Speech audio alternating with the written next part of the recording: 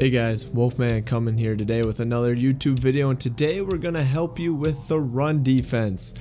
The patch came out this week that people are dropping open passes. They did fix that today, so we should be back to a balance between pass and run first meta, but I did want to release this for those players, those games that you get in where your opponent is consistently running the ball, need a defense to get a stop. Now these two tips are universal. They will work with whatever you want to call in your normal run defense. This isn't like run defense per se, but it's concepts that will really help you in stopping the run. And again, they're completely universal. Call them with whatever you're comfortable with, what you like. And one of the tips is going to be basically if your opponent is completely just spamming the run and you need help and you know that they're going to be running the ball. The second one is more for a player that could be running the ball but also could be passing the ball. So those are two tips. I hope you guys are excited for series 2. That will already be out by the time that this video is live, but I did want to pre-record something for you guys. I will be out on a road trip with my dad and sister, but I wanted to give you guys some content while I was away, so feel free to again hit the like button, comment, subscribe if you find this helpful. Without further ado, let's discuss these two tips. So over here in practice mode, I'm going to go ahead and I'm just going to pick HB stretch for the Vikings here. Okay, so we're going to call nickel 335 wide.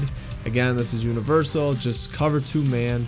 We'll call it stock, and we'll just run it as is, no adjustments, and show you guys what we're talking about here. So we run with Delve in there, and let's take a look at our safeties.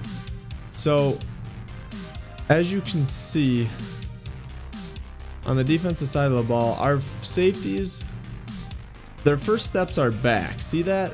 They're starting at about the 17-yard line, and their first steps go all the way back to the 10. They're going back like 7 yards before they even decide to even think about going after the ball carrier. So what we're going to do to rectify that is we're gonna go ahead and I'll quick adjust. You can also click on. So I'm gonna put them in spies here. So showing the play art. So see how they're in spies there? So go ahead and you're going to run the ball there, and you see how much faster they came down. Instead of taking those 7-yard drops, what they did instead was they almost instantly were coming after the ball carrier. I mean, I didn't do anything except spy them. Look at, they're basically blitzing, but they obviously this is but they just take a good pursuit angle, and it works a lot better than just sending them on a blitz. It just helps that they're not taking that step back to start. Again, this is more for people that you know are going to be running the football. Again, I like to get them up in the box a little bit here. So again, spy them. And it's not going to be perfect, but it's going to be significantly better. You gain more hats towards the ball. And overall, that is one of my favorite things to do if my opponent is running the ball. And you're still in a nickel set, which I think is pretty effective and just in case they are passing. And if you don't want to get beat, just go ahead and hit triangle or Y if you're on Xbox, and then flick up on your right stick. That will play over top. As long as your safeties and corners are decently fast, get beat over top, you won't have to worry about not having those spies. But again, this is more for people that are heavily running the football versus people that have been shown to be pretty balanced. Show it one more time. So spies, that's tip number 1. All right guys, so tip number 2, what we're gonna do here is we're gonna press the right stick in. So that's this button on PlayStation. So as soon as the ball is hiked and we see it's going to be a run, we're going to go ahead and we're going to hit that right stick. And as soon as we do that, you can just spam it. Your safeties, instead of taking the drop, they're going to play the run. So again, pre-snap, what you want to do is you want to get them closer. It's similar to if you guys put spies on the field and a quarterback scrambles out and you hit that R3 button, and it sends your spy after the quarterback. It's the same concept here, and it works the same, only we're doing it in the run game versus the pass game. So again, we'll put them at about the 22-yard line here for that. And again, see how I spam it And instead we'll go to the replay here. Instead of taking that drop back, what you're gonna see is as soon as I press it, they come on in, and I did it really quickly because I know it's gonna be a run. So you're basically, see how he only took like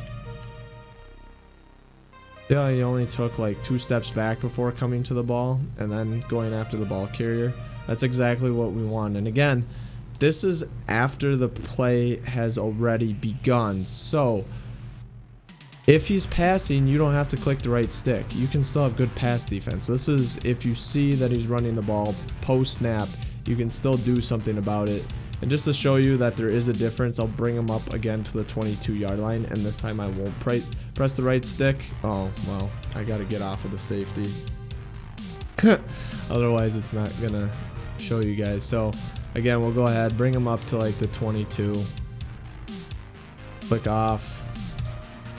So, and then see how much farther they went back? They went back to like the 15-yard line there before they went after the ball carrier. On the replay. Again, you're watching the safeties.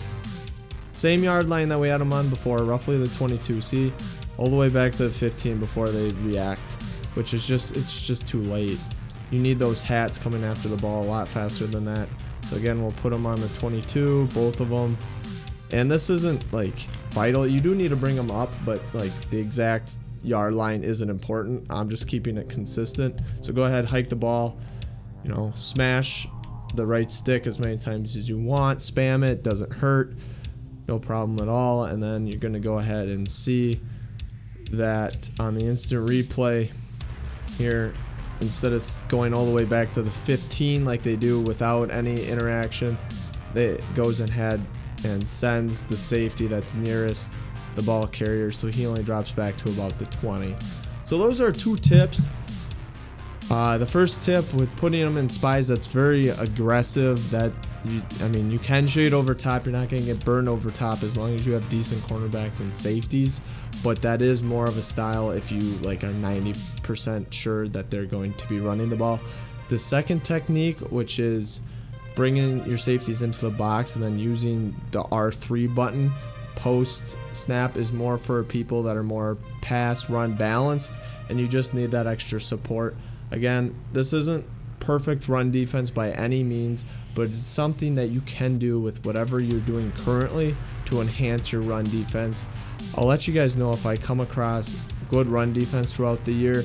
Right now I'm just using big nickel over G cover 2-man and using those 2 safeties either in like curl flat zones if they have like crossers or corners that I need to be playing, or I'll put them in spies if they're really running the ball heavily.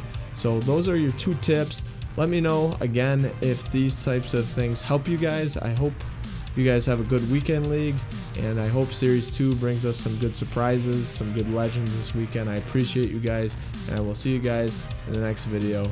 Take care.